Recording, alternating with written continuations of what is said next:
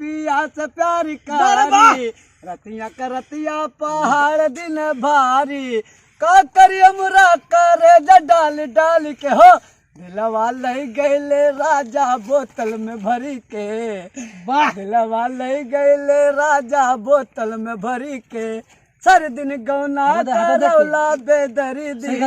छूटल रहे गवनवा के हरदी सर दिन गौना करौला बेदरी छूटल रहे गवनवा के हरदी का करी हमरा ये मनवा गगरी के हो दिलवा ले गईले राजा बोतल में भरी गुब्बारा भर के